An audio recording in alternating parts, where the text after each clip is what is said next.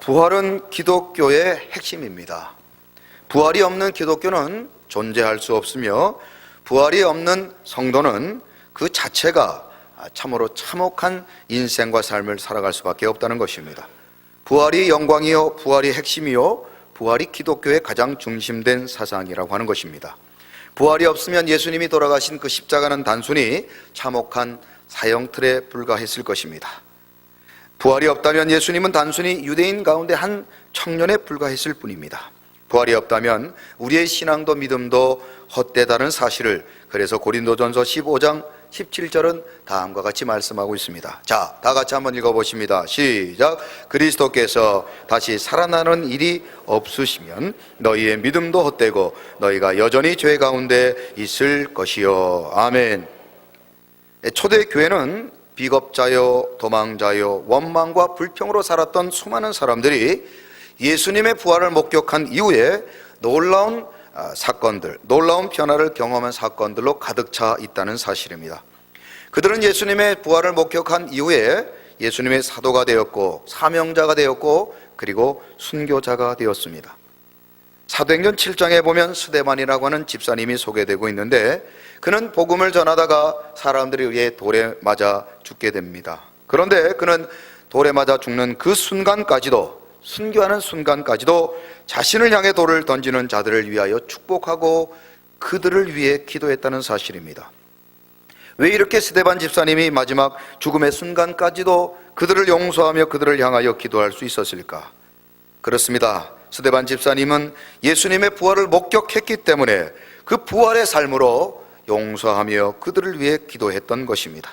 죽음도 두려워하지 않는 믿음은 바로 부활을 목격할 때, 부활을 믿는 자들에게 가능한 일인 줄로 믿습니다. 그러므로 우리도 부활의 주님을 만나야 합니다. 스데반 집사님처럼 살아가며 믿음으로 이 땅 가운데 저 영원한 하나님의 나라를 소망하며 살기 위해서는 우리 모두가 이 땅 가운데 부활의 예수님을 만나야 하는 것입니다. 부활의 주님을 목격하고 부활의 주님을 믿어야 하는 것입니다. 부활의 소망으로 살아갈 때 비로소 우리의 삶은 변화되고 초대교회에 소개된 수많은 믿음의 성도들처럼 우리도 참된 성도의 삶을 살 수 있게 되는 것입니다.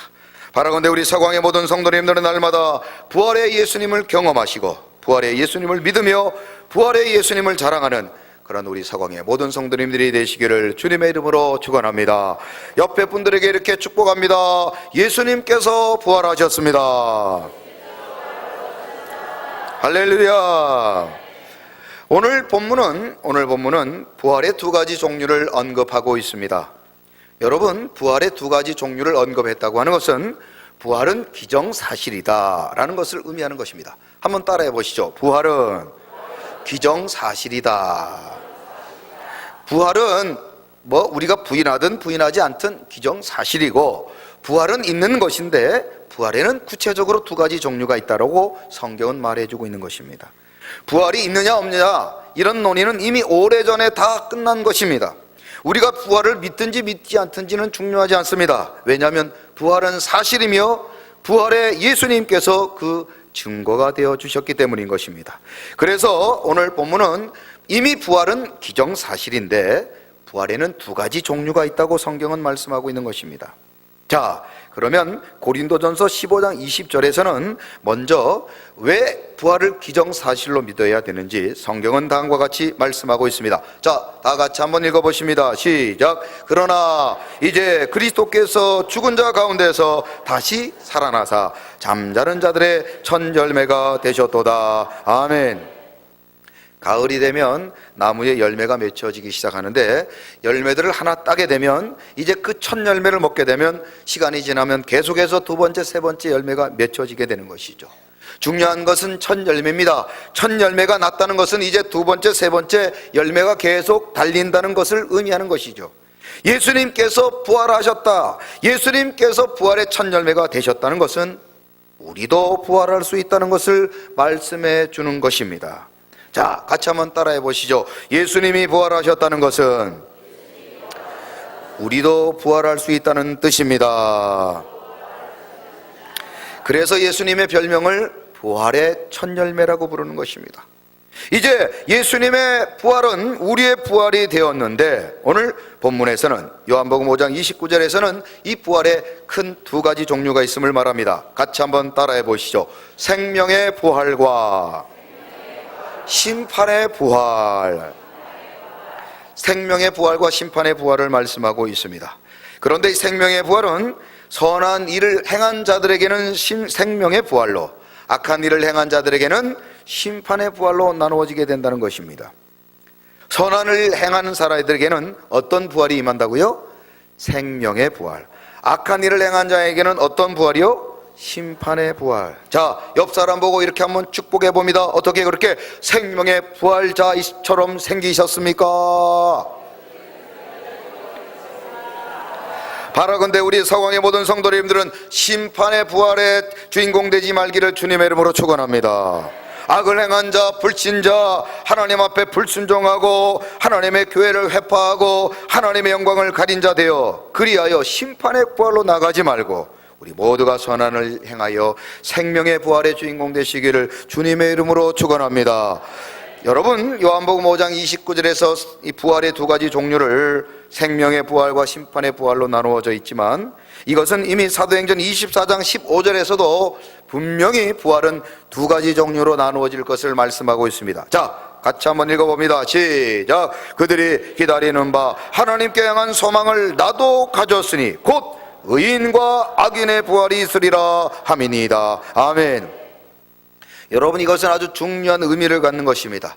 우리가 예수를 믿고 그리고 예수 그리스도의 십자가의 공로로 의지하여 하나님의 거룩한 백성 되었습니다. 그리하여 우리는 예수님처럼 다시 부활하게 될 것입니다. 그런데 이 부활을 믿든 믿지 않든 모든 사람이 부활하게 될 것을 말씀하고 있습니다. 아니, 예수님을 믿어야만 부활하는 거 아닙니까? 아닙니다. 예수를 믿지 않아도 부활하게 됩니다. 그런데 그들의 부활은 다른 부활입니다. 우리는 의인의 부활이요 생명의 부활이지만, 예수님을 부정하고 예수님을 믿지 아니하고 악을 행한 자들에게는 심판의 부활과 악의 부활이 있다고 성경은 분명히 말씀하고 있는 것입니다. 우리가 부활을 인정하든 인정하지 않든 반드시 모든 사람은 부활하게 될 것인데, 그 부활의 시간에 어떤 이는 생명의 부활로, 어떤 이는 심판의 부활을 당하게 된다는 것입니다. 저는 그래서 바라건대 우리 서광의 모든 성도님들은 이 땅 가운데 예수 그리스도를 나의 구주로 영접하시며 예수로 말미암아 하나님의 영광을 위해 살다가 마지막 날 우리의 삶이 마지막 끝나고 저 하나님의 나라 갔을 때, 모든 사람이 부활했을 때 우리는 생명의 부활, 의인의 부활에 우리 모두가 동참하시기를 주님의 이름으로 축원합니다. 우리 모든 서광의 성도님들, 오직 예수 그리스도를 나의 구주로 믿고 하나님의 말씀에 순종하는 자들에게는 반드시 생명의 부활과 그리고 의인의 부활을 우리에게 약속해 주신 줄로 믿습니다. 그리하여 요한복음 11장 25절과 26절은 우리에게 다음과 같이 약속하고 계십니다. 자, 다 같이 한번 읽어봅니다. 시작. 예수께서 이르시되 나는 부활이요 생명이니 나를 믿는 자는 죽어도 살겠고 무릇 살아서 나를 믿는 자는 영원히 죽지 아니하니니 이것을 내가 믿느냐. 아멘. 우리 서광의 모든 성도님들은 부활이요 생명 되신 예수 그리스도를 믿고 이제 하나님의 말씀대로 순종하여 생명의 부활, 의인의 부활에 동참하시기를 주님의 이름으로 축원합니다. 하나님 아버지 감사합니다. 부활의 첫 열매 되신 예수 그리스도의 부활을 믿고 오늘도 그 부활을 자랑하고 그 부활의 주인공이 되는 우리 서광의 모든 성도님들 되게 하여 주옵소서. 우리에게는 반드시 생명의 부활과 의인의 부활이 있음을 믿고 이제는 예수 그리스도를 나의 구주로 영접하며 서광교회를 통하여 날마다 주일마다 주시는 말씀에 아멘으로 순종하여 우리 모두가 의인의 심판, 의인의 부활, 생명의 부활의 주인공이 되는 축복을 누리게 하여 주옵소서. 감사를 드리며 부활의 첫 열매 되신 예수 그리스도의 이름으로 축복하며 기도드리옵나이다. 아멘.